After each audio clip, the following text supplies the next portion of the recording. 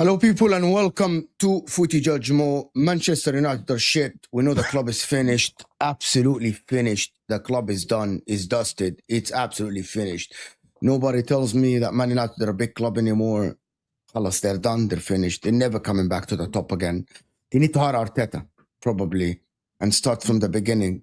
To actually start from the beginning. If they hire Arteta, I think he will build the team. He will build the team. He will build it, right? Sean Dyche before too long. They need to try to stay up. They're finished. To be honest with you, they're finished. They're finished. But listen, people, Champions League draw is happening in about 2 hours or an hour and a half from now. But Arsenal play Liverpool this weekend. Massive game. A lot of Arsenal fans are confident about this game. Opposing to every year, they're very confident about the game. I've got some Arsenal fans telling me that they are going to Anfield to get the 3 points and coming back. But some of them saying a draw is good enough. Liverpool fans have confidence in their team. Is Isak gonna be a Liverpool player by then? It's the 31st of August, of course, in that game. That is Sunday, if I'm not mistaken. So maybe before or after the game, Isak is gonna be a Liverpool player. He's not gonna play the game, even if he joins Liverpool. Of course, Manchester City, dusted by Spurs. Can they come back? A lot of City fans are saying they're underdogs. Liverpool are running the gimmick again. Arsenal have the best team in the league, best squad in the league. Sam did it yesterday on the terrace. He said that they're the leopard in the tree again, and they're underdogs. He can't join us today. He has things to do. Don is ducking the smoke for some whatever reason. I don't know where Don is, guys.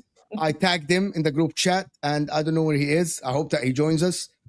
We'll tag him again during the show, but she knows Arsenal. She's live during the Champions League or after the Champions League for a reaction. I hope that Inter face Arsenal or Chelsea, of course. I don't want to face Liverpool. Maybe City. I really want to face City. I want to slap City if Inter play City, to be honest with you. But big up everyone. Guys, hit that like button. It's 500 people in the house, and we're just starting the show. Hit that like button. All the guys' channels in the description. Kelk now is part of True City Fan TV with Patrick and the rest of the guys. And, of course, Fozi's channel is in the description as well. Liverpool Red Forever. That's a long-ass name. You need to shorten that name. Fozi. Guys, hit that like button and subscribe. How is everyone doing? Don, I don't know where Don is. I'm tagging him. I'm texting him. Who knows? I'm feeling good.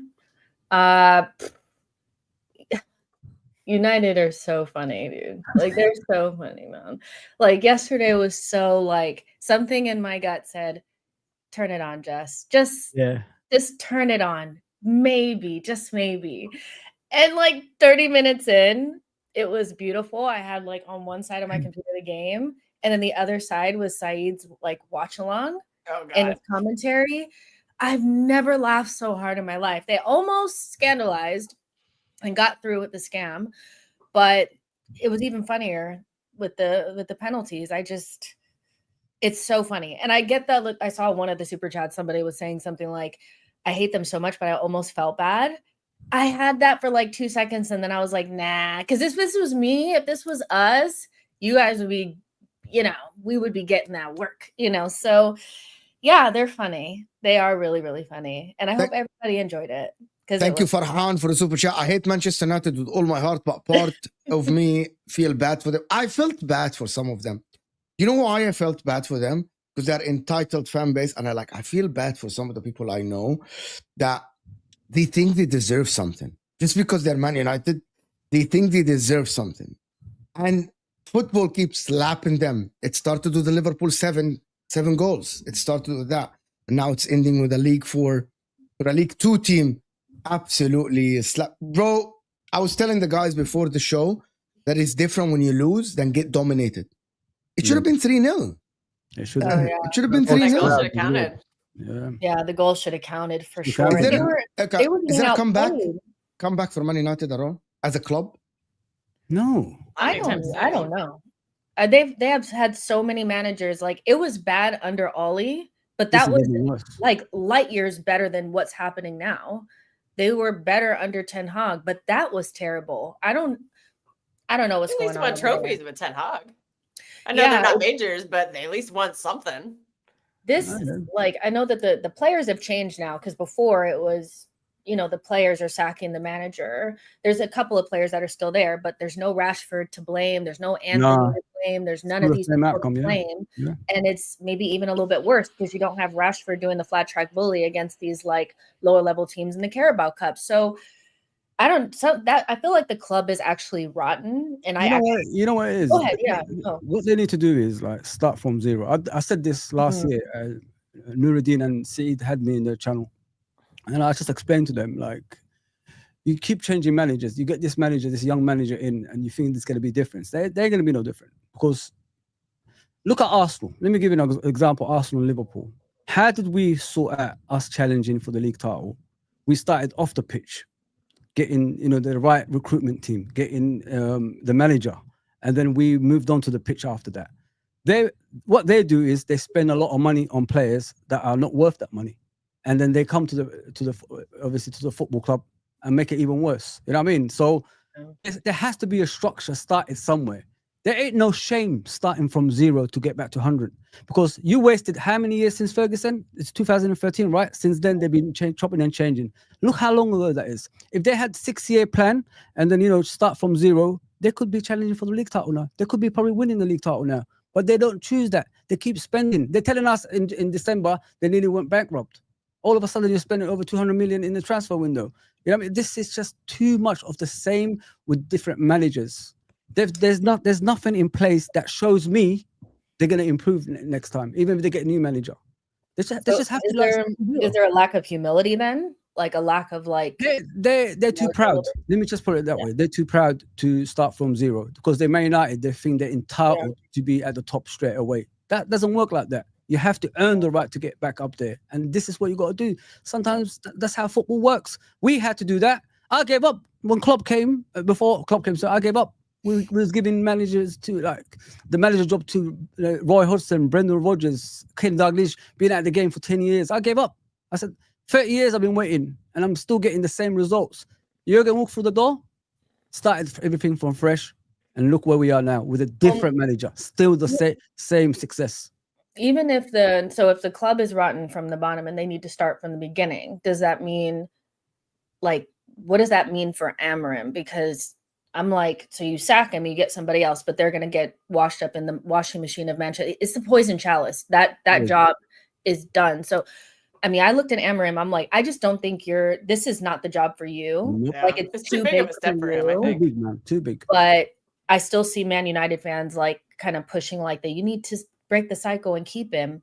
He looks like it's way too big for him. Like he was shook as fuck, like watching those penalties. He was fucking playing Battleship with his little notepad at one point. I was like, what's he doing?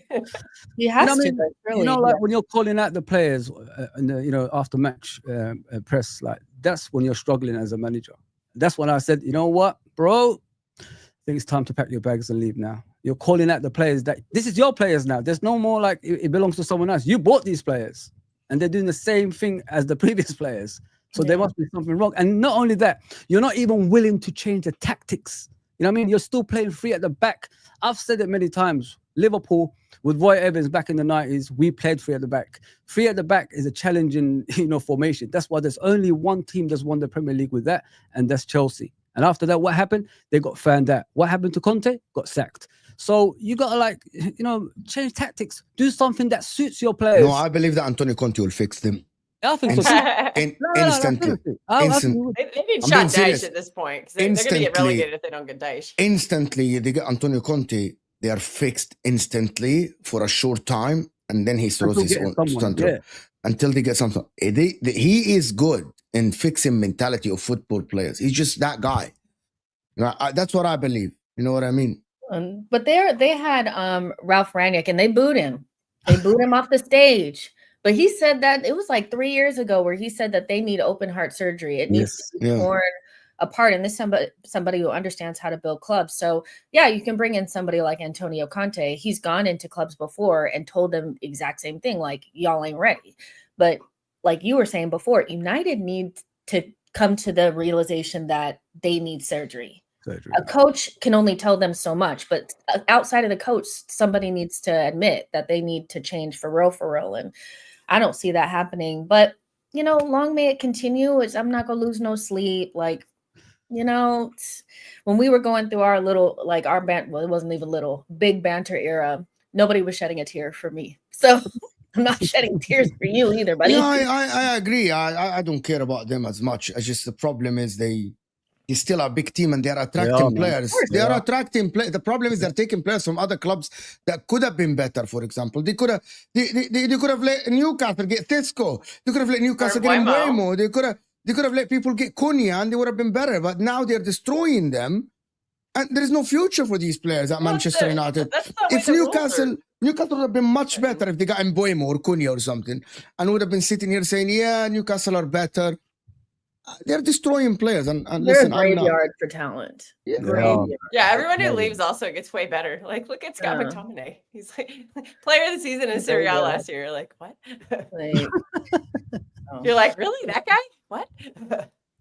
Yeah, 100%. A lot of work on that team, man. I wonder if Mbeumo regrets turning Newcastle down now, because at least with Newcastle he would have. Well, if they had Newcastle against Liverpool, they might have won that game because they created so many chances, and they have Champions League. But they support him because these rules that United helped write are keeping United relevant, and they're keeping Newcastle down. Yeah, 100%. This man played 5 defenders yesterday. Yeah, bro, he played 5 defenders. That system smells. It doesn't work in the Premier League. He doesn't have the players for it either. And by the way, I'm going to say something. Amad Diallo, good player and everything. He needed to leave Manchester United. Kobe Mainoo, good player and everything. They needed to leave Manchester United. If Arsenal signed Kobe Mainoo instead of Mikel Merino, Mikel Arteta would have taken Kobe Mainoo to the next level in the midfield. Kobe Mainoo has that talent. You know what? Like, no matter what level, Arteta has that kind of talent, though. He does. Kobe Mainoo would turn him into a world-class player.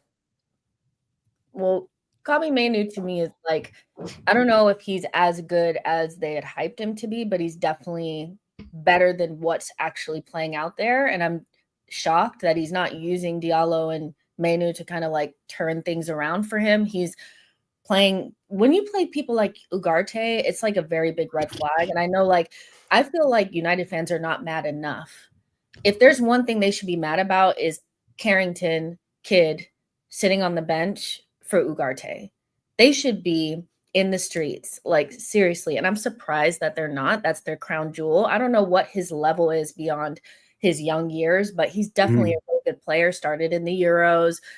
They've dimmed him so badly. I would not behoove him for leaving. Like, if a good offer came in, like Chelsea came in and said, listen, we like to take all the talent. I know they were interested in him before, but him not utilizing them, no matter what their level ends up being in the future, is a huge red flag. You know what it is, just like with Kobe Mano. I alluded this when he first came on the scene. I said too much too soon, too many starts in the games, and especially getting pushed to the England team as well too soon.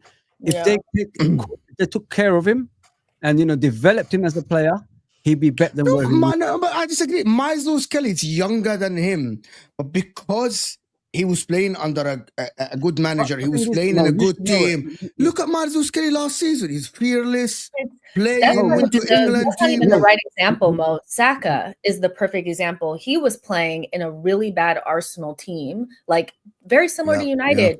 Really bad older players that weren't really taking this player under their wing. It got to the point where Arteta had to push him and Emile Smith-Rowe forward in order to like get his vision across. Saka was like 17, 18. Sometimes that's how you come in. Sometimes you don't get the Foden track.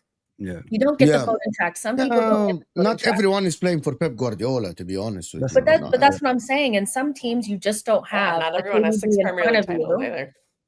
Sometimes you don't have a KDB in front of you. Sometimes you have to be the David guy. Silva. And he could be using Kabi. Like there's no reason not to use Kabi.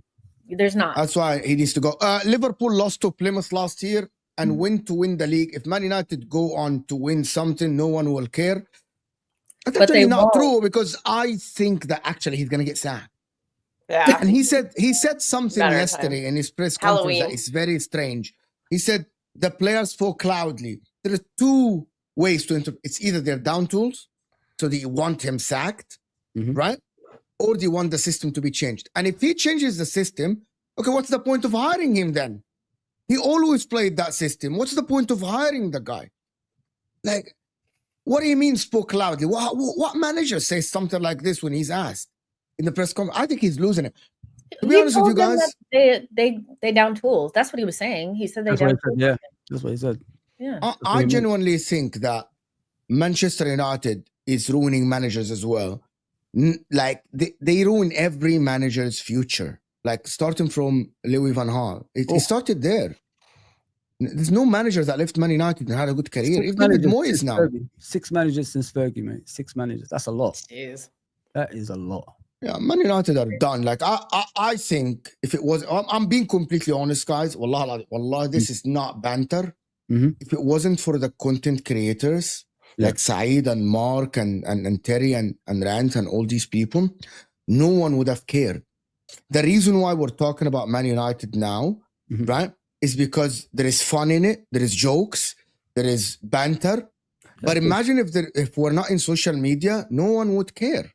Because, okay, Man United are not relevant in the title races. They're not relevant in the cups. They're not relevant in the Champions League. All they do is take players from other teams, and that's about it. At least, okay, let me tell you, we banter Arsenal, right? And we joke about Arsenal, fine. But at least Arsenal are close to the top. You know, like we talk about title races. We talk about a team that can win the league. City, Liverpool, even Chelsea. Man United are nowhere to be seen in that stratosphere. They're not. Like Arsenal fans are not sitting there worried about Man United coming back to challenge him for the league, or Liverpool or Man City. No one is worried about them. And I know that people think that this is far-fetched, right? But I'm telling you, imagine this is not social media. I promise you, because we're all here, with all due respect to everyone, we're older than teenagers, right? I know, like Kelk is 25, Jess is 25. That is different. But back in the days when Liverpool were not challenging, when Liverpool were not challenging for the titles, we weren't talking about Liverpool that much. Like it wasn't like a conversation. Like until they won the Champions League, until after this, they kind of got this, they got that player. We were talking about Gerrard leaving them. It wasn't for social media. I don't think we would have been talking about Man United. Like, what's their relevancy? They're as relevant to the Premier League as Inter. I'm being serious. They're as a team, they are as relevant to the Premier League as Inter. What's the relevancy? There's no relevancy to the Premier League. No one is talking about them playing Liverpool. Oh my God. Like when they lost against Arsenal 1-0, everyone clapped for them. You played well, right? No big team think like that.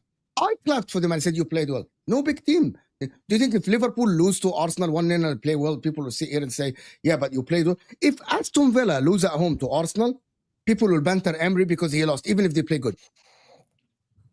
But Man United, everyone claps. Say, you played well. Bravo. Bravo. Huh? You attacked Arsenal. Okay. Good for you. Brilliant. Okay, good. Move on. You fucking shit the game after. That's a reality that people. Yeah. I know that Man United fans are sensitive about this. We're relevant. We're a big club. Bro, you clapped for your team when you lost 1-0. Adi. Like, move on to the next game.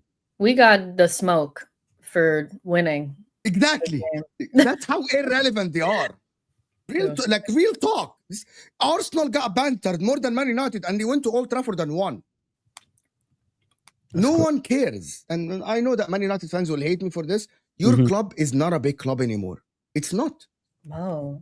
You're just banter club. You are big by revenue and fan base. That's about it. Otherwise, the shirt is not heavy. I'm telling you. Let me tell you something. Gyökeres played one bad game for Arsenal. We ran a week of shows about Gyökeres. A week. Verts. For Liverpool have 6 points. We're running shows, bantering Verts. Shows. Even though Liverpool have 6 points or 6 points. That's called relevancy. People say it seems harsh. It's not harsh. It's the reality that everyone is scared to say. Man United, no one cares. Damn. We only care when you lose. That's it. We only care. If Man United won yesterday, nobody would have watched the game. I swear to God, I had a show planned at 9:30 UK time. I didn't know that Man United are playing, number one. Terry told me on Straight Facts. Me and Hussam didn't know that Man United are playing. And I still didn't move my show because I thought that Man United, if they win, nobody would care. Who would care about Man United game playing? Whatever. Because nobody cares. Anyway, it is what it is. Moving on from Man United to actual big clubs in the Premier League. We start with Liverpool versus Arsenal. How confident are the Arsenal people going to the Liverpool game? Well, you said you were confident Arsenal fans. You said. Jay said they're going to win. Jay said they're going to win. Sol said they're going to win. Jay, the catch. Catch up. Of course he will say that. Actually, Sol thinks that Gyökeres is going to have a hat trick. Sol did not say that, did he? He did. He did, on the post game on Saturday. Yep, he was. The thing about it is that people say Liverpool will win, but Liverpool haven't won against Arsenal 4 games at Anfield. Wait, do you want my opinion, or do you want me to comment on what they're saying? No, your opinion.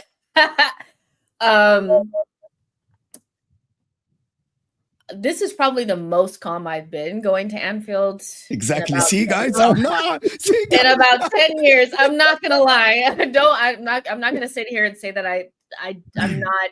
Wow. I'm not like and Leeds will do to a fan base. I'm feeling a little bit like, okay, like I think we could do this. I really think we could do this. By do this, I mean get something.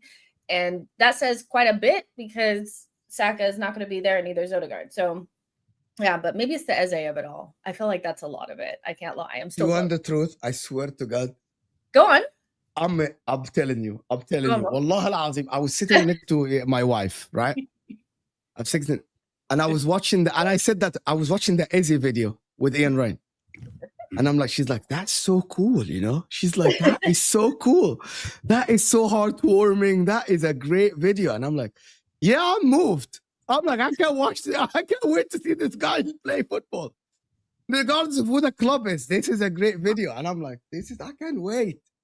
It's like Arsenal are the kings of making things emotional about their club. We love a Disney story, Mo. You have to it's amazing. We are amazing. Disney FC, man. We love a little wrinkle there. But listen, I think it's probably the game is a story of a really good defense versus a really, really good attack.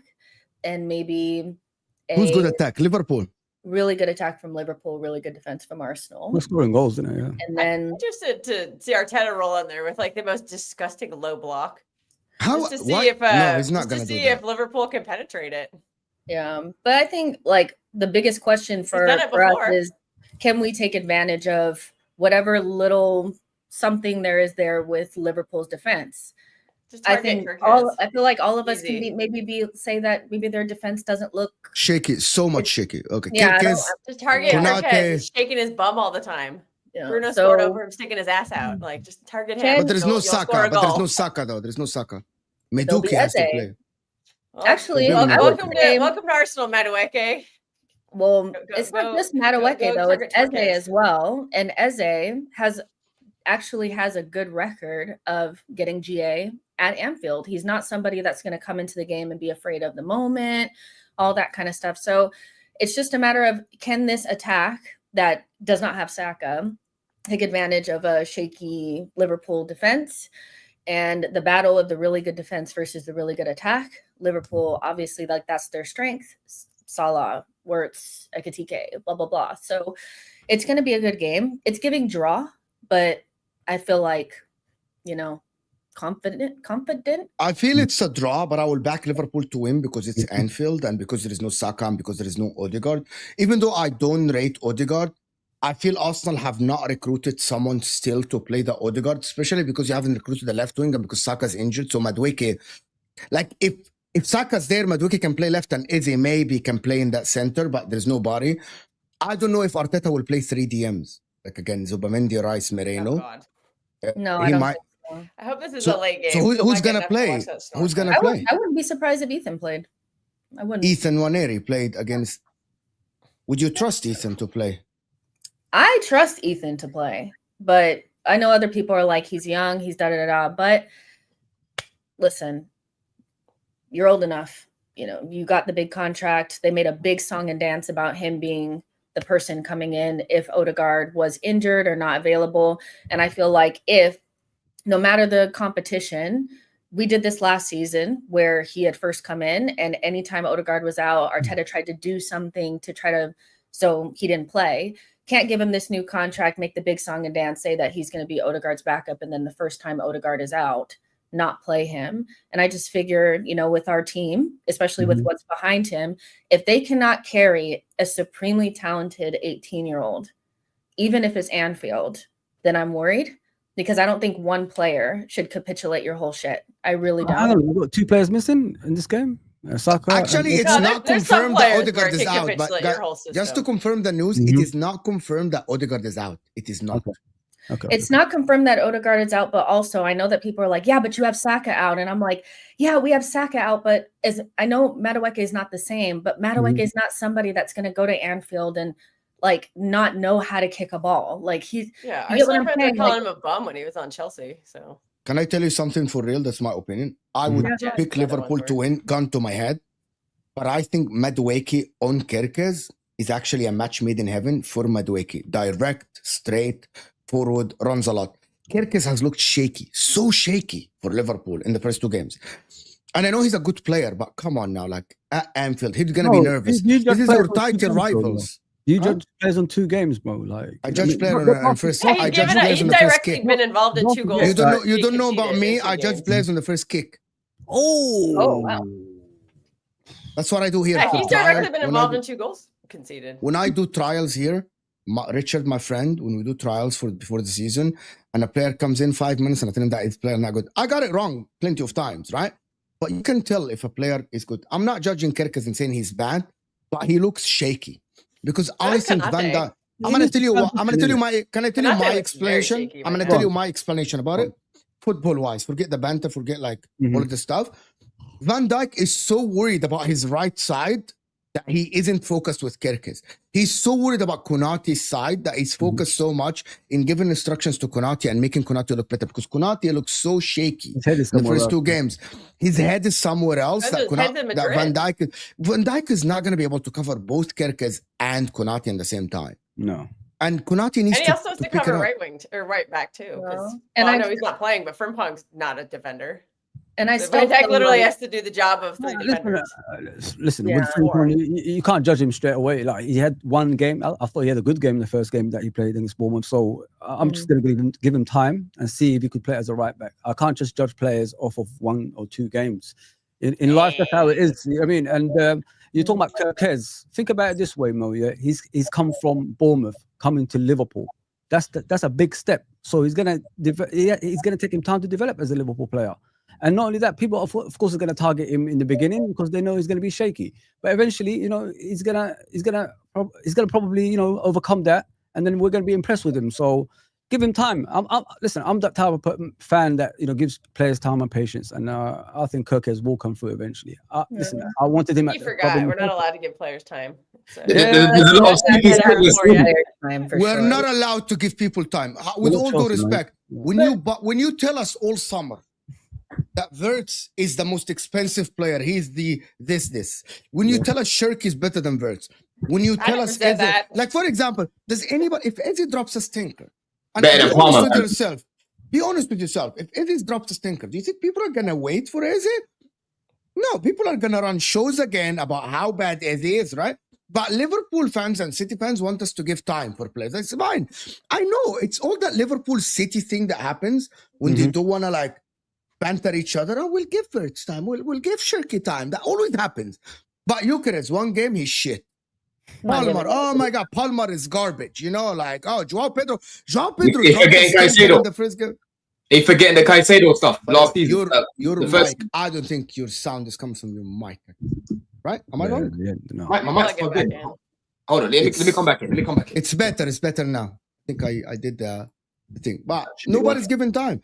So let me tell, before I do Tevin's super chat. 100 billion, you don't get time. You're expected to hit the ground running. It is sad to see Arsenal become excuses FC. Where is the excuses?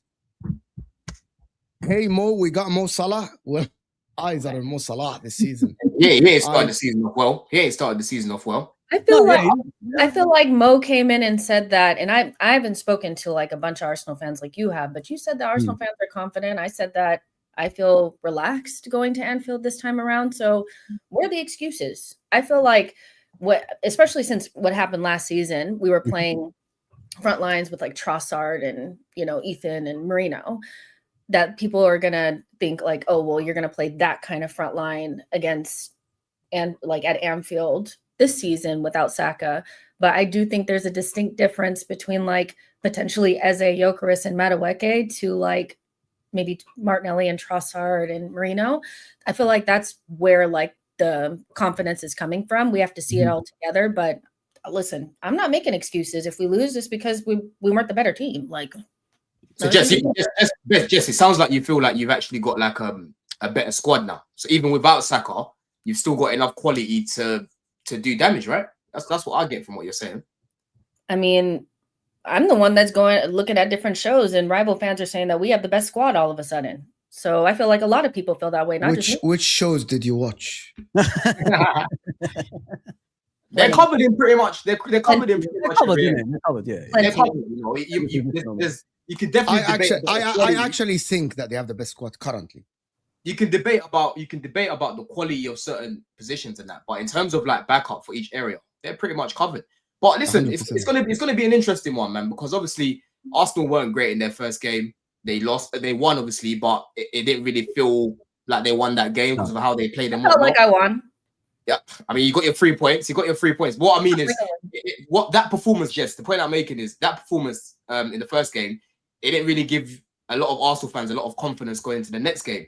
But obviously, you dealt with Leeds. You scored 5 goals against them, right? You looked really good and whatnot. So, you know, right now you're feeling a little bit more confident. Whereas Liverpool, the game against Bournemouth, they were looking shaky. The other day against Newcastle, they just about got the 3 points and that. So I get it. There are weaknesses in Liverpool's team. Well, the thing is, Don, eventually we will. They've still got another. Hold on, yeah. There's still got another level to get to because, like Gyökeres, he hasn't been playing that great. Obviously, Wirtz as well. He's been shit. Let's be real. Wirtz has been shit since he's been here. He's better than Palmer. He's not better than Palmer. But I'm not gonna start making sweeping statements. He's more expensive than Palmer. Way more expensive, innit? But the point that I'm making, is like I feel like Liverpool right now, they've still got a few. So it's only game week 3, man. But again, Wirtz and these guys playing at their optimal level, that's gonna be dangerous for Arsenal. But the question is, will Wirtz play like that, bro? You know, it's the first big game now in the Prem. Yeah, he's not finding the same space he was in the Bundesliga, and the physicality is much more in the Premier League. But I also feel like it's interesting how certain teams and certain players get this, like, oh, when they click into gear, we ain't clicked into gear either. We were good again. Hold on. We were good against Leeds because we're just way better than Leeds, but we weren't anywhere near our best. Everybody knows what our best looks like, and this is not all our teams are going to slap Leeds like that. Yeah, I kind of feel like there's like this element of when they click, it's gonna. We ain't clicked either. I don't think y'all have clicked either, Chelsea. Not fully. Nobody's clicked. No one has. It's game week 3. It's game week 3, though, isn't it? This is the thing. Yeah. So, it's literally game week 3. All this people are going to click till like week 10 or 12, something like that. Yeah. That's why I was saying, like, on the first game of the season. I know you don't wait, Mo, but also, a lot of people are missing like players still. After the United game, and that's it. And now all of a sudden, like, we beat Leeds, and now it's you guys had the best squad, and you guys hold on, hold your horses, let 10 games go by. Like, take a touch. You know, we it's true. What's going on with it's annoying, isn't it? Everyone has to be so polarized. There's never just no middle ground.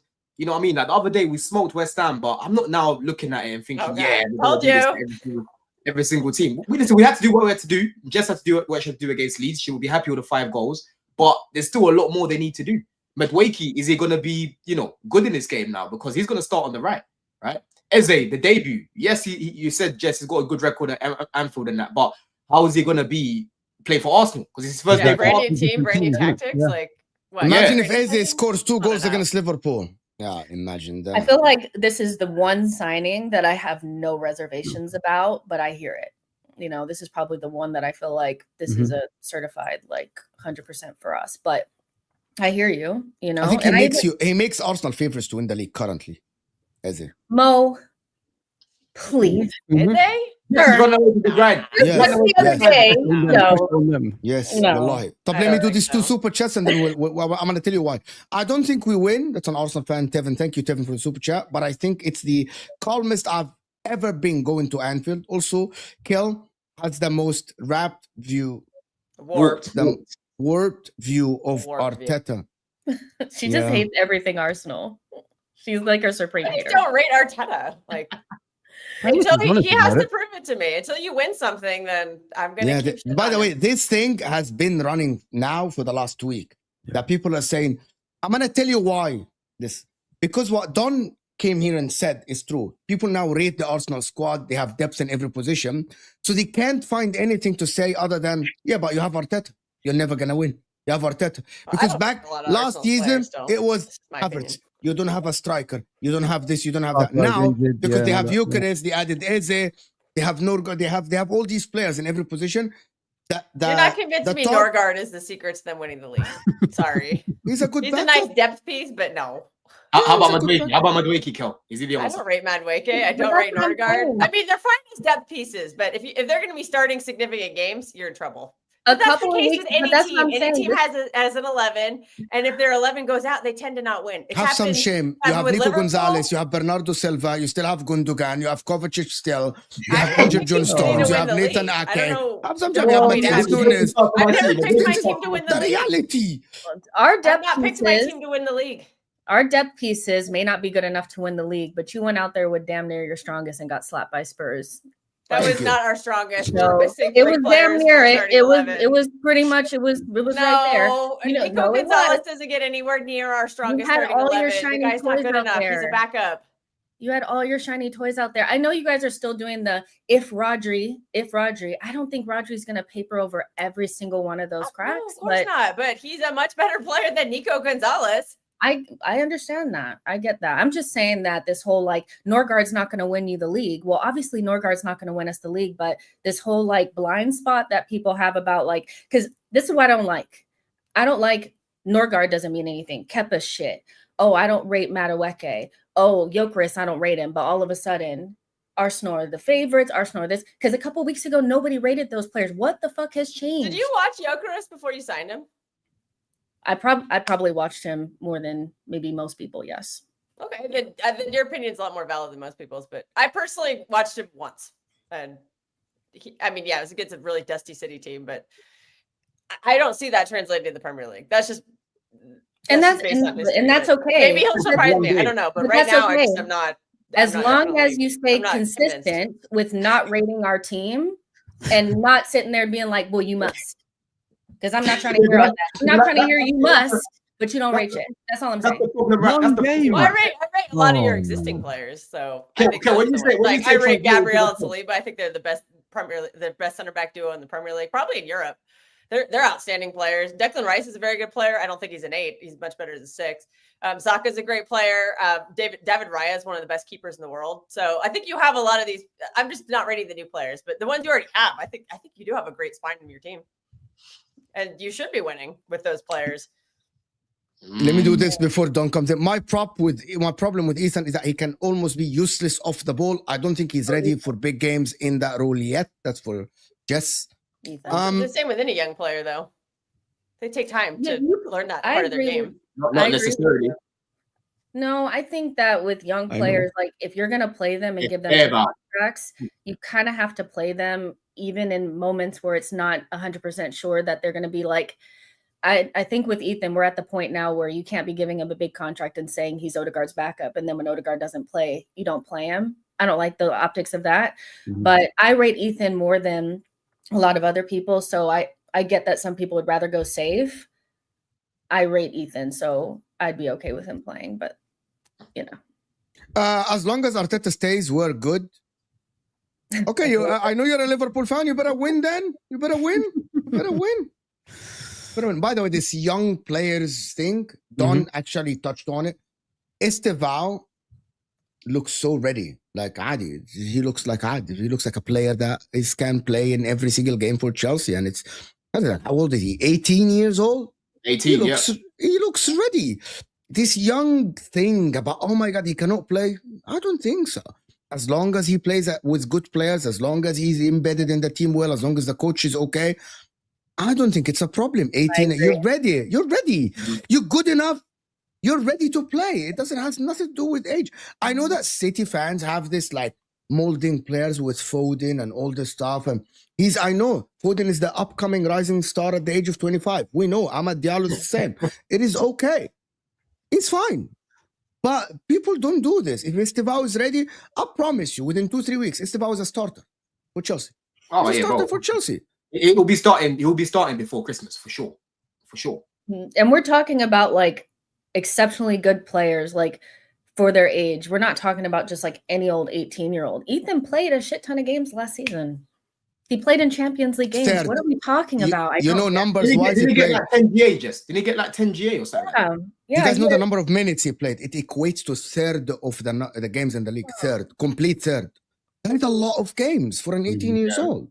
yeah. And for City. When you look at him as well, he's even getting like taller. He's getting more bulky. Like he's starting to look like a man, innit? So let's drop this age thing now, right? He's been around the first team for ages. He's been training with them since he was like 15.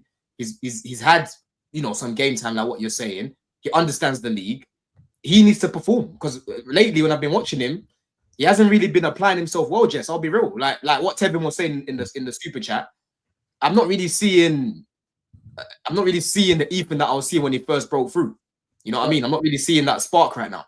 But that okay. I understand what you're saying, Don. But doesn't you know, when a player is improving, and then he drops off, then he comes back and isn't that part of football? That's how it is. I mean, Yeah, no, 100%. I still rate him. I'm not gonna now You make have a to play them through that, though. I think Don is right in the respect of like he hasn't been as good as when he first broke through. But if you want to, as soon as he's not playing good, hide him, then he's not ever going to go through that. You have to go through that and like almost risk him not having a good game for him to get to the better games. And I feel like that's why I don't like when people are like, oh, Arteta doesn't like the youth. Arteta doesn't like the youth. But then when he obviously wants to play him, but you guys actually don't want to see Ethan. You guys are scared for Ethan to play. You either rate him or you don't. You either want him to play or you don't. But you have to also know that some games he's going to be shit. You know, it is what it is. He's 18. I don't get it, but play Ethan, please. Just speaking facts, and Mo is right about United. They need 2 managers. Conte, by the way, Don, X must be of Arsenal fan. I haven't even said anything mad. I haven't even said anything mad. My man. Not today. John would date an Arsenal fan. I don't think so. Impossible. You would never date an Arsenal fan? Boy, that's a myth. That's a myth, man. You guys pick you pick based on their club? Like you would actually just like Second off a whole group of It's people. a joke. It's a joke. I'm chatting to someone. I ask you, what team do you support in that? Yeah, what team do you support? You know what I'm Okay, saying? you're not being serious. I thought how it works. I thought that's how it works. You date someone based on like their club, you know, like. I've never really been with anyone that's like mad like into sports anyway, so it doesn't really matter. You know, my wife hates Yeah, sports. not a lot of women are. Jess and I are just kind of the outliers. Yeah. I don't Yeah. mind Ethan at all. Nina On the and ball, people he like is that, so- excellent. I don't trust him at all off the ball as yet. And I still think that takes time. Yes, that's It yeah. does.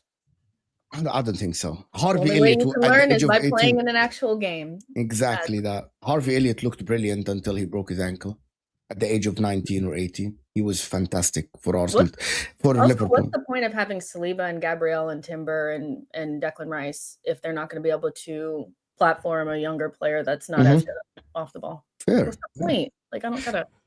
Why does no one talk about Zubamendi? I believe that Zubamendi will be one of the best midfielders in the league this I season. love him. I love him down. He's so amazing. good. He's so freaking good. He's amazing. I think So who's winning that very midfield good. battle this weekend then? Who's winning it? It depends on the players that come back in for Liverpool. If McAllister comes back with Gravenberch and Florian Wirtz, I think we'll do well. I think we'll win. I would bench Wirtz. Oh yeah, I'll play McAllister. I kept Szoboszlai. forgetting he didn't play against They Newcastle. might do that actually. They might do that, but I prefer him to like start. Still start play because if you look at this game, is different, isn't it? When you're playing against Newcastle and Bournemouth, the opponents are always going to be at you. They're going to be close to you.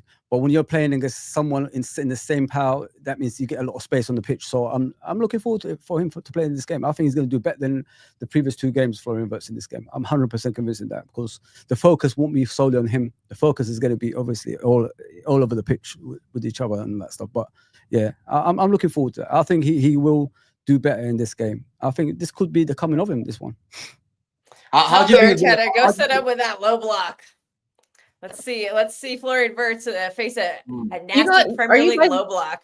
What are you saying, Don? Don, go ahead. I was gonna ask you, how do you think he's gonna use Szoboszlai in the game? Because like the other day he was kind of going into midfield on the ball, and you were leaving Konate and Van Dijk by themselves, right? Yeah. Obviously, with Arsenal, if they get you on the break, right, with players like Gyökeres and these guys that enjoy the space, does that scare you a little bit? Do you want Szoboszlai to be a little bit more? I don't think Szoboszlai is going to play right back in in this game, Don. I think we're going to get the right backs in now, so he's going to play more. Are they in midfield. healthy? Yeah, Gomez were on the bench. They were both on the bench. They came on. I think Bradley came on at the end, didn't he? So I think we're going to play with proper fullbacks in this game, and I think Szoboszlai is going to be pushed more forward. I think even with Szoboszlai, after that game, I think people gave him more respect than they ever did before. Because before they were asking for technical. No, a lot of our families will ask for what does he do? Like, why can't he do what he did at Leipzig or what he does for Hungary? But now, like him playing different positions and helping out the team in a way of success, I think they finally realized this player has more to his game than just creativity and all that stuff. So after that game, I thought he got a lot of respect, and a lot of people gave him man of the match as well. But I think he's going to move into midfield. I think with Gravenberch and McAllister might come in at some stage in the game. You better play your crown jewel. I'm not trying to hear that. Who? Wirtz. Yeah, he's going to play. He's going to play. Why wouldn't he play? He's going to play. Talking about some McAllister, Gravenberch, and Szoboszlai midfield. Is he going to play on the wing? Nah, Szoboszlai is the one going to get shafted in that Nah, scenario. he's going to play. He's going to play. After that Where's performance, the 115 million? They're not going to bench him. If for some reason Slot says you did really well against Harvey Barnes, I'm going to put you up against whoever Arsenal put up there. Are you confident? No, I don't want him playing there all the time. It's just that game we needed a right back because we have got no right backs at the time, innit? So, I'm not seeing that. I think he's going to be. That's why I say Liverpool. Liverpool team Szoboszlai is did that light. last year a couple times too. Like you look at our midfield, like if you look at Gravenberch, McAllister, Szoboszlai, and Wirtz, if that clicks someday, that's the most technical team in the Premier League. If you know what I mean, like passing wise, creativity wise, once they start performing in a level, I think we'll be the most frightening team in the league, in my opinion. Anyway, I know you guys don't believe me, but I look at their ability. What they could do with the ball, what they could do off the ball. I don't think many teams have that. So not the best midfield, but the most technical. Yes, you're forgetting who's on the panel right now. Go on. You want to step to my midfield, yeah?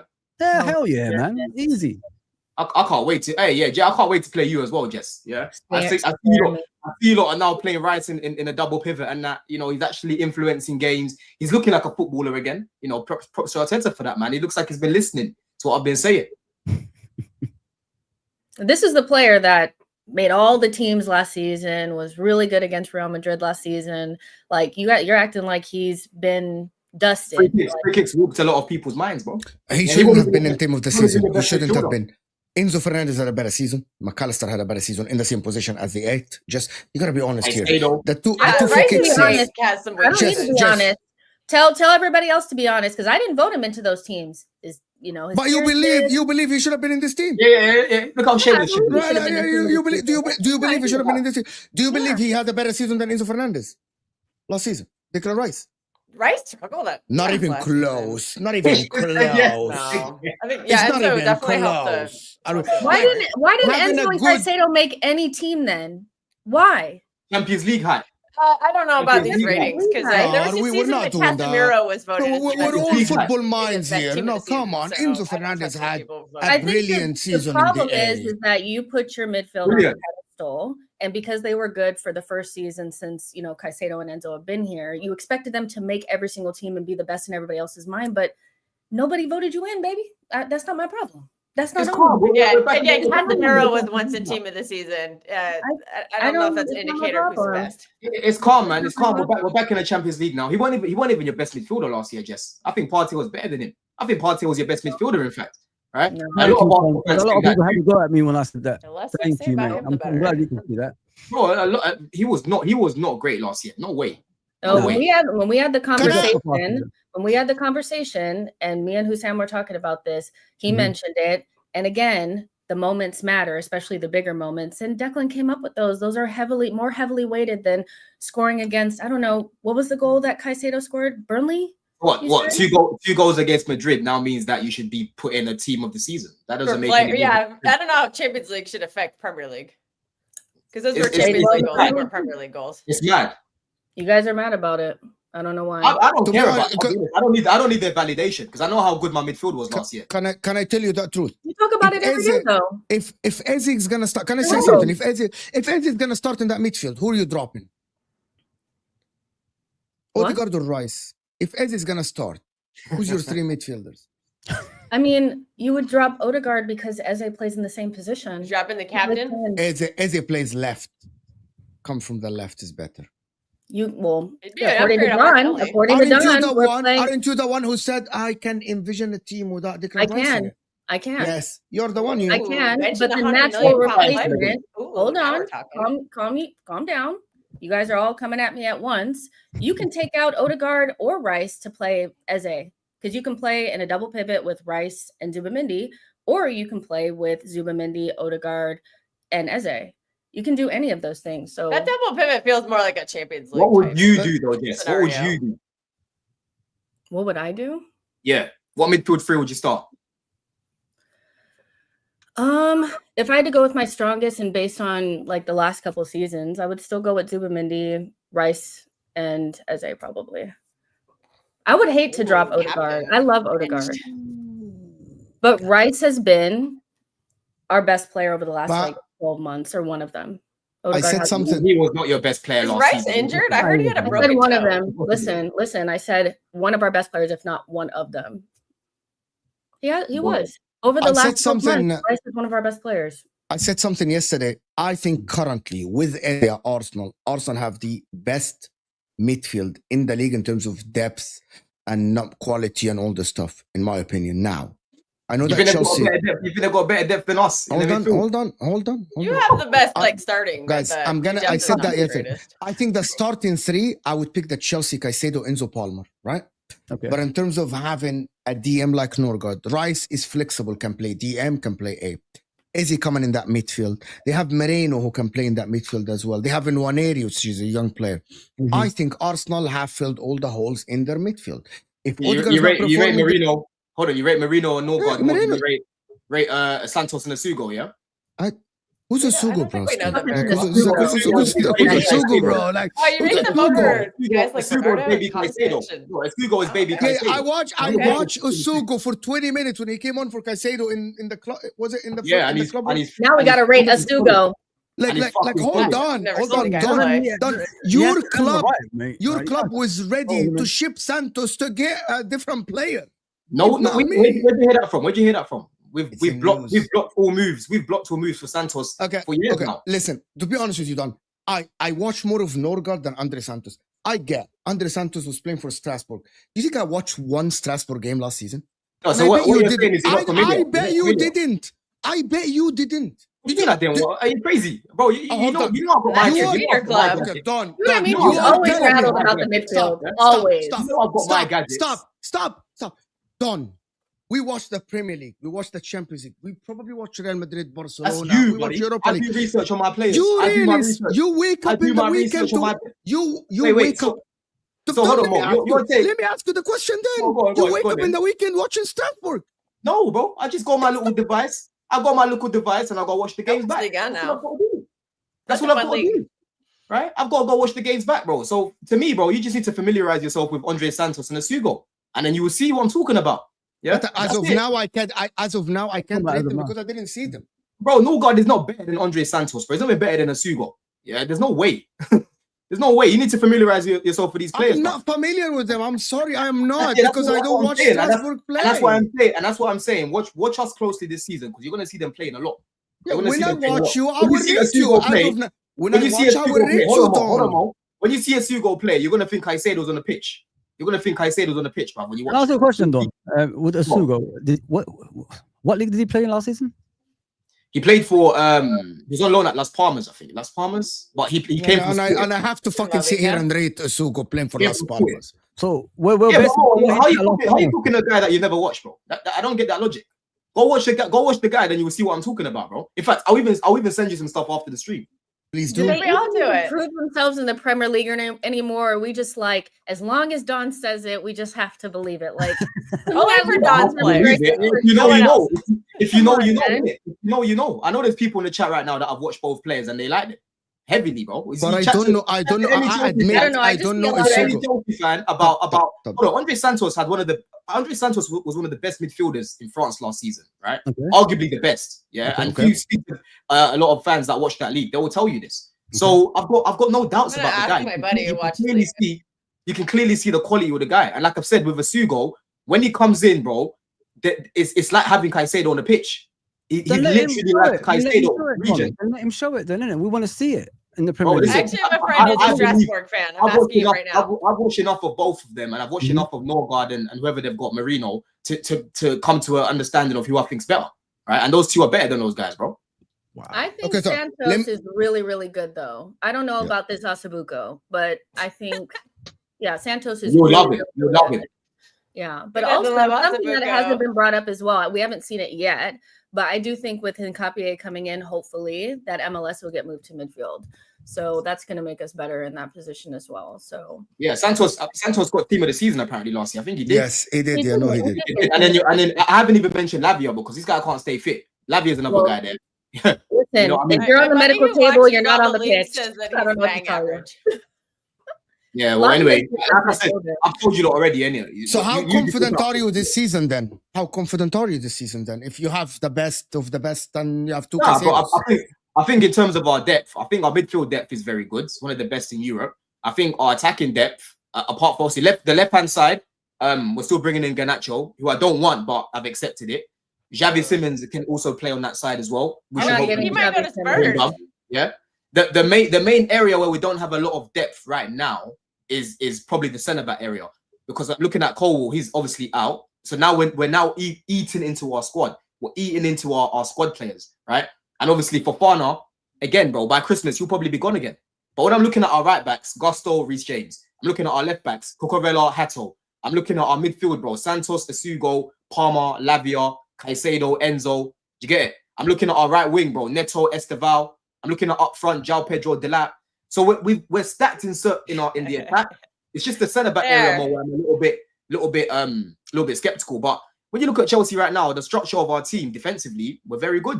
it's not just our defenders that defend, the whole team defends. You know what I mean? So that's how I'm kind of looking at it. You know what I'm saying? But it's just a shame, innit, that Cole was injured, man, because he was so good. He was so good. You know, showing real leadership at the back, helps us build up from the back. That's what I'm hoping, that we sign a centre back. I don't really see it, but that's the only area where I'm just a bit like. So the thing about Chelsea is that I've had a lot of people tell me that. Nah, not really. Not really. No. I think we're looking internally, but that's the thing though. Everyone's gonna have injuries and everyone's gonna have, you know, things they're gonna have to do. Like, for example, right now. Yeah, Liverpool are having to place a Bosley right back already. So I still think we've got enough to still compete. Not bad at inverting as a fullback. No, it's not bad. But what I'm saying is, I still think we've got enough. Newcastle, and I thought he'd be terrible, but he proved me wrong. Hang on, Kel. Yeah, I still think we've got enough to compete. But the point that I'm making is, I would have even more chest if we had Cole, right? Because Cole was going to be a big miss for us. So is Cole the difference between you winning the league and not winning the league? Does anybody here think that Chelsea are going to challenge for that league and maybe finish above City or something? I've been hearing this lately from a lot of people. If you are to pick a team that Chelsea will finish above, so right now, no. Is it City? I mean, I feel like with Chelsea, I get it that everybody's going to have injuries, but you know, when you're playing in multiple competitions, you expect to go further in them, and you're already saying that you know that your team is maybe not has as much depth in key positions as you'd want. That would make me think that maybe not in the long haul. But I do expect Chelsea to be in the mix. If I have to be honest, like right at this second, I feel like Chelsea feels a lot more secure than City. But you know, I haven't seen Chelsea play against a good team yet. You know, they've struggled against Crystal Palace to break them down, but then they wiped West Ham. City, you know, City had to play up against a tough physical Spurs. So I think both of those teams we still don't really know much about, because we need to see more for sure. But City look. Oh, you know what City remind me of? They remind me of like Spurs do this every year to us. Even on years we win the league, we always let me finish. The only thing I'm saying. Let me finish really quick. City remind me, that team that you guys put out. I know that you could potentially put in maybe like Rodri to that team to start, but Joshua Vardiol, massive upgrade on John Stones. Either way, doesn't matter.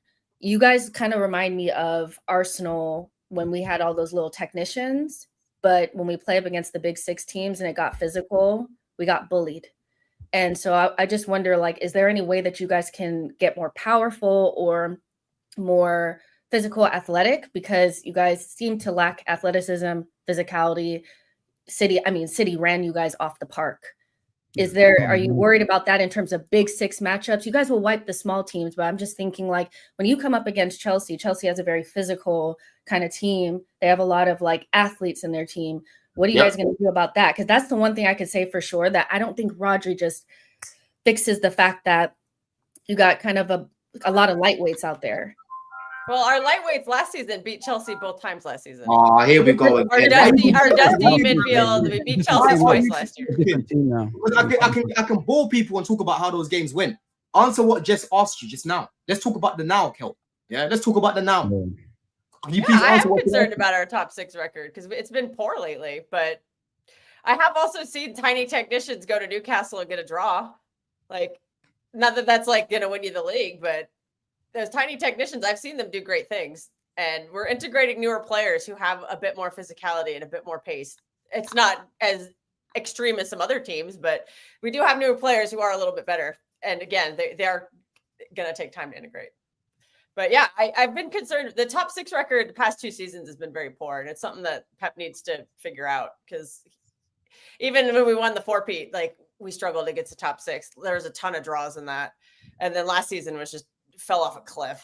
So yeah, I need to see some improvement in that. That's a very good point to bring up. And I don't think the Spurs thing, I think people are just overreacting. I know Spurs are a bogey team. Like I said, they beat us years that we win the title. Like, every year we were winning the title, we always lost to Spurs. They're just a bogey team. It doesn't matter who their manager is or who their player is. We just always crap the bed against them. Well, Kels, and that you got to place that on the manager. even against Wolves in the first 30 minutes. Don't forget, Wolves had a goal disallowed as well in that game. You know what I mean? So you didn't look good even in that game. It's just when you started getting that when you got the first goal, then you started improving in that game. And then shaky. Imagine what Kill would be like. Imagine what Kill would be like, if it was fielding out Rico Lewis at right back and Ake at left back right now. Be the right back. I think it's kind of. I think the Spurs game is showing he can't play as the right back in the big games. But you don't have one. So you don't have one. You don't have one. Well, Mateus Nunes is who they've gonna be. He's supposed to be the right back. And he's not good. I don't necessarily buy into that, but he's a lot better than Rico Lewis. You guys were supposed to get Livramento, were you not? And then you weren't able to get him. No, we were. Newcastle won't sell him. If they were Liverpool, so we were not supposed to get him. They could have tapped him and they could have thrown a tantrum and not trained. Yeah, that's the only thing I was just looking. That's the only thing I could look at with City. Of course, when you guys play against smaller teams, you'll do just fine because you guys have way too much quality. But you just looked so you looked so light. I mean, they were rolling you. Like it was kind of nuts. Yeah, it was bad. Yeah, we played 180 minutes before then, and Spurs have played like 10 games before. I think they're just a lot more match fit right now. You guys are at home. You guys are at home in your own spot. Every year at home. This is nothing different. All right. Always lose to Spurs. They're just that team we can't figure out. The chase. Man City are easy to beat. Let's be real about it. Yeah. I'm gonna hold you to that, John. When do we play? I saw this in the Club World Cup. They got knocked out by what's that team called? The chase. What's that team called? Fucking Inzaghi. Yeah, Inzaghi knew how to. You got beaten by El Halal. I swear to God, hey, Wolves. Yeah, I'm showing you. Wolves are just so bad. But you're right, bro. In that first half an hour, it was back and forth. The other day, Spurs just nullified their central areas. Reinders was gone. Cherky was running about, gone. Yeah. Your wingers, Oscar Bob got Staffy was on the pitch. Staffy was on the pitch. And then you're looking at the defense. I'm showing his face right now. Probably not. You're looking at the defense here. Like, bro, they can be got at. They can be got at, bro. 100%. Midfield, Don, the midfield is wide open as well. Wide open. Midfield is wide open.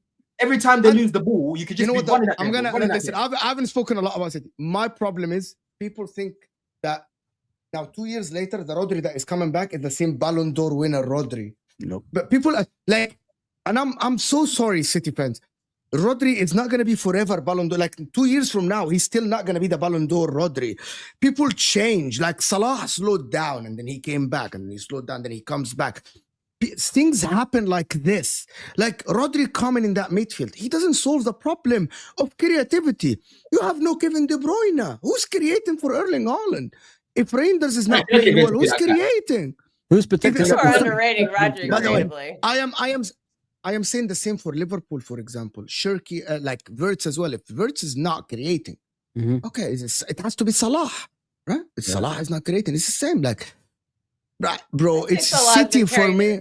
I am saying, if Pep Guardiola keeps playing the same way, City are not going to be even in the title race. He has to find his magic. Always changes his style of play throughout the middle of the season. Always. Hopefully we were shit in the treble season, and he changed it to that 3-box-3 that you can't stop waxing poetic about. Like, he does that. He's gonna take, like, we're probably not going to be very good at the beginning of the season. So your only hope is Pep. And then he figures it out second half, and everybody gets dirty underwear because they're so nervous about things that go on a big ass winning streak. So your only hope is Pep. That is what you're hanging on. It's if Pep. Yeah, I'm going to rely on the best manager currently in the league. Yes, okay. He's won me 18 trophies. Just remind you, 18 trophies. If you say that, anybody else say that? No. Okay, if you say that. Change. Arsenal have go all on the and take baddies. their place. Let's see. Arsenal have all the baddies. Lato Dua Lipa. I don't know. Arsenal. I don't know. We actually do. Oh, they've got the most likable celebrity following them, Anne Hathaway. Everybody loves Anne Hathaway. Yeah, we got that. If it was a trophy. If Arteta listens to you, Don, you'll be shafted. When Don comes back, I think his internet just cut out. He'll be shafted. But can we? Okay, go ahead, because I know you have to. Okay, let me just finish this. Depending on the opponent we play against will depend on who plays and setup of the day. Izzy will start no matter what. Hopefully. I can't wait to see Izzy play on Sunday, to be honest. I can't wait. Just. Chelsea fans must have more than 24 hours a day to claim to watch all these games.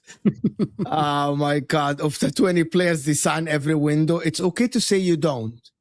Yeah, but they never claim they claim they don't. You're telling me people in England would wake up at 2, 3 in the morning to watch Estivao play, and then No chance, man. bro, no chance. I hadn't appreciated quite how amazing Chelsea are. So much depth, talent, and delusion. Oh my goodness. That's just done. This is We love crazy. that. This is absolutely That's crazy. brilliant. Guys, we still have over 1,000 people here, and we're not even on 500 likes. At least half the percentage. It helps the channel push to the next viewer as well. And also, we're very close to 42,100. Actually, we reached that. So thank you so much. When rank the best midfield? Nobody talks about consistency, mentality, tactically, performance in big games. All I'm hearing is player for player ability comparison. But which midfield has won titles? Man City. But that Oh, it's midfield has Liverpool. They changed. just won a title. But that midfield has changed. The quality. Kevin De Bruyne is not there. Yeah, the quality is different now, man. No. Completely different. I think Liverpool still, I mean, I said this last season. I thought that they had the Mhm. best midfield last season. And I still pretty much believe the same thing because I've seen it with my own eyes that they can they perform no matter what, kind of thing. But I think when it comes to like the Chelsea midfield, it's mostly based on like they said, like player comparison and who they are individually. But Liverpool's midfield have done it, and it's the same midfield as last season. So to me, they're still the best until further notice. Exactly. I still think we're like second, And third. we've improved in that midfield as well. I mean, so we're just gonna Hypothetically, yeah. because we haven't seen Wirtz yet, really. So, but yeah, we shall see. My problem is Odegaard. If Odegaard goes back to his best, Arsenal are just gonna be amazing. You hate Odegaard, bro. I don't, because I think he has so much ability. He hasn't shown me anything. Arteta is holding him back. He's holding him back. All right. Odegaard is very good, but he's just, to be honest with you, Odegaard's just soft. He's just a soft player. Oh my gosh, you He's just hate soft. him, bro. He's soft. He's just a soft player. I don't like soft players. If you look at Odegaard, if he moves around the pitch instead of like sticking on the right side, do you think his game will become better? Again, it's Leeds. First 15 minutes. No, but I'm saying, like, the issue with him exactly in one side. I want to see mobility in his play. You know what I mean? He's a number 10. So I think he sees Saka and he feels like he has to pass to him. And I'm like, well, you can pass to other people as well. It's okay. It doesn't have to be Saka. It doesn't have to be. There are other players on the pitch. It's okay to go left. Yeah, but the other players on the pitch aren't as good as Saka. Saka is a great player. That doesn't mean you only pass it to Saka. You usually win big games with your best players. Yeah, so I feel like yeah, that makes sense. I mean, I get that he could figuratively pass it to somebody else, but if I'm looking at Saka, Martinelli, and Kai Havertz, I know who I'm going to pass the ball to. Yeah, Gyökeres, okay. In the first 20 minutes, he's their best player. In the first 20 minutes of the Arsenal game, I actually took a picture of Odegaard 5 times on the left side, and he was passing the ball, and Arsenal looked like, okay, Gyökeres is passing the ball, and I think it might make. And then 20 minutes in, and he goes back to the right side, pass to Saka. And then he got injured. And then he fell on his shoulder and got injured. But I hope that he plays a 10, like an actual 10. Move around the pitch. It's okay to go left. It's okay to go right. And I know it's instructions from Arteta because I can tell. It's instructions from the manager. I've never heard. It's that brilliant combination of right back, the triangle, the third man running from Saka. People that play football know that Saka passes the ball, and then Odegaard, Ben White, and then Saka makes the run and the ball is played inside and Saka's on the touch line and the byline and all this stuff. But sometimes you have to change. It's okay to change. It doesn't have to be the same exact play every time. I hope that Eddie changes that. And I hope that Eddie will make Saka shine even more. Because now a lot of people will not be focused on Bukayo Saka. Eddie's going to have as much impact on Arsenal as Olise had on Bayern Munich. I'm telling you from now. He's going to be one of the stars in this team. He's going to absolutely destroy the league. Eze. And people, if you don't believe me, whatever, it's banter. Because you haven't watched Eze and how good he is as a football player. Mature, composed, great, physically very strong. I love this guy. I wanted him to go City when City were linked to him before Matthias Nunes. Because I thought Pep Guardiola would make this guy one of the stars of the league. Now he's gone to Arsenal. I hope that he's going to be good. because I want to watch Eze play football for a team that challenges for the title. I can't wait to watch him play Champions League football as well. Again, he's the best defenders in the world and all this stuff. I love the guy. He's fantastic. He's amazing. He's absolutely phenomenal player. Yeah, he's phenomenal. Agreed. But if Pep wanted him, he'd be at City. But you wanted him, and then there was Matthias Nunes, and they were linked with him. No, we had Kevin De Bruyne. No, they were linked to him. We're bringing another 10 in over De Bruyne. When they couldn't get Paquetá. That'd be another Jack Grealish story. Yes, exactly. Jens is right. Paquetá Yeah. fell through, and then you were linked with him, and then that didn't go through, and then you got Matthias Nunes. Yeah. Okay. That same summer, that was what happened. That's what happened. Yeah.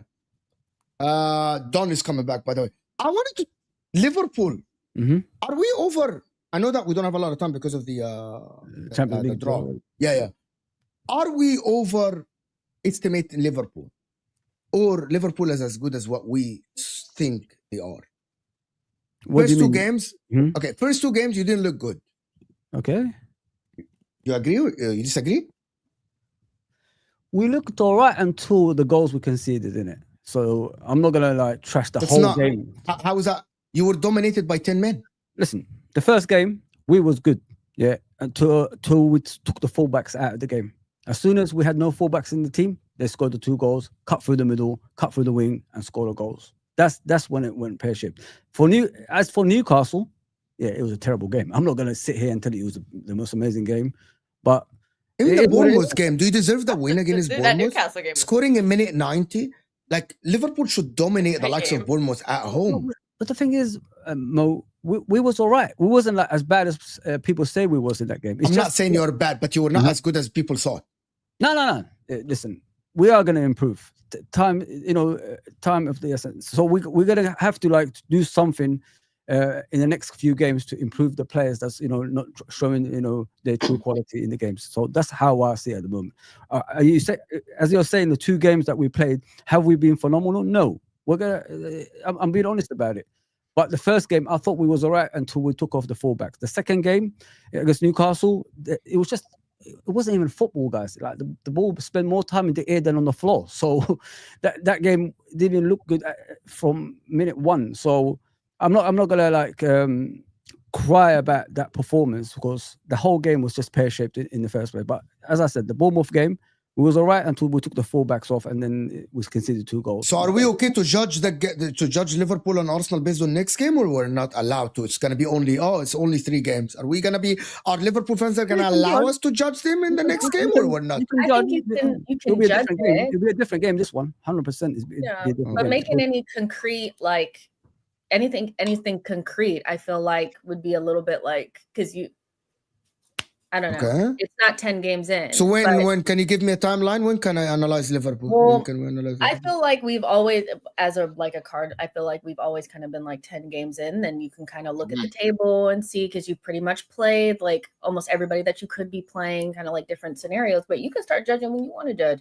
I'm just saying that I can't judge Liverpool off of the Newcastle game. I just think that was a completely different. That was I can't judge them off of that. And not only that, what you got to look at as well, guys, we're trying different players. The same players ain't playing every game. You know what I mean? So we had Curtis Jones in the second game playing midfield. The first game was Soboslai, and I mean, so it's just we just need to find that balance in order for us to push forward with it in the next 5 to 6 games to get the winning run or something like that. So I'm looking forward to this Arsenal game. Don't get me wrong, guys. The midfield battle will be amazing. I'm looking at that, man. I feel like the game's going to be won or lost, personally, for me. Yeah, I'm confident. In my opinion, it's going to be one on the wings. It's going to be one on the side, in the wings. Yeah, Gyökeres, and whoever is going to play right back for Liverpool, or whoever is going to play, and the wingers for Arsenal. Gladly will play this game. No, the game is going to be won on set pieces. Yeah. That's all. Do you guys understand the melt that I would love for us to. I want us to play well and have a great performance, but I would love to sit there in a stinky block and go up there and have Gabriel put in this on a corner. Ooh, yes, I would love that, because you know what? Everybody complaining about us scoring on set pieces. Why does it bother you guys so much? I'm just wondering. Because they say it's unsustainable.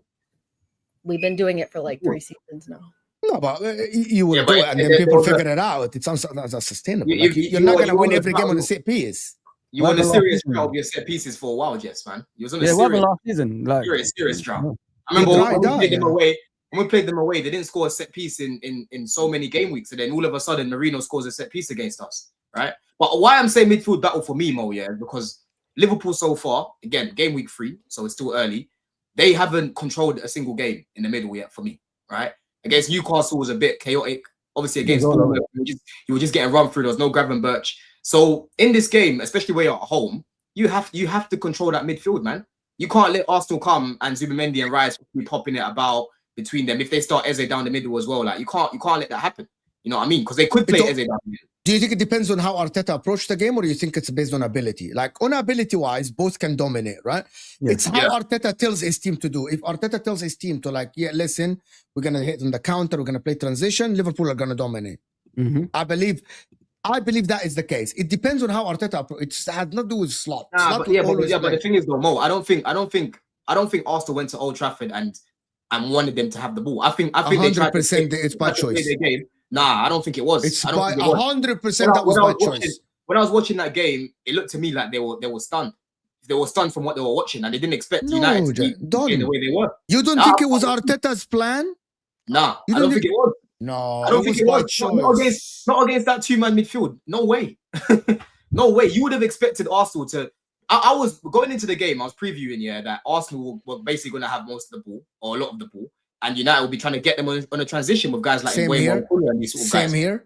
The plan, listen, it changed because of how United were playing, right? But in this game, with a little bit more confidence, let's be real, Arsenal are going into this game with a lot of confidence after scoring 5 goals. Leeds or not, it's still good. It's still good to be scoring 5 goals. Do you get it? So that midfield there, they can definitely dictate and control the game, because Zubimendi against Arsenal against Man United was shit. Yeah, I don't think he controlled the game at all, right? So in this game, though, he was not shit.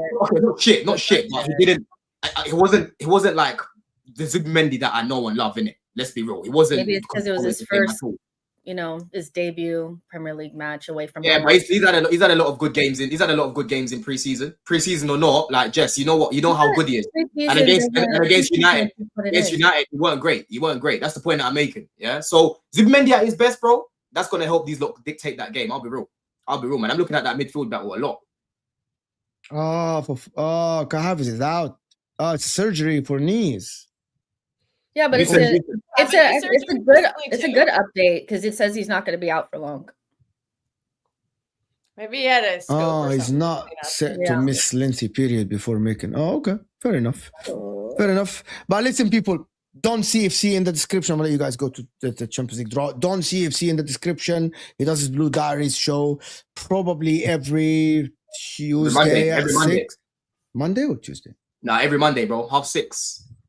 We 6. Went live on Tuesday because of like bank holiday and a few things. Okay. So Monday. Yeah. She knows Arsenal. Champions League reaction later. I hope that interfaces Arsenal or Chelsea or something. True City guys, go support Patrick and Kelvin, their channel True City Fan TV. They kind of revamped. They got new logo and they got a lot of work done. So go and support the guys. And also Fozi's channel in the description as well. So go and support Fozi, doing great work for Liverpool and all the stuff. I will see you guys on MHF at 7. Me and Osama, bunch of people doing panel debate after the Champions League draw. This will take you to Football Terrace. I will see you guys later. Where are you?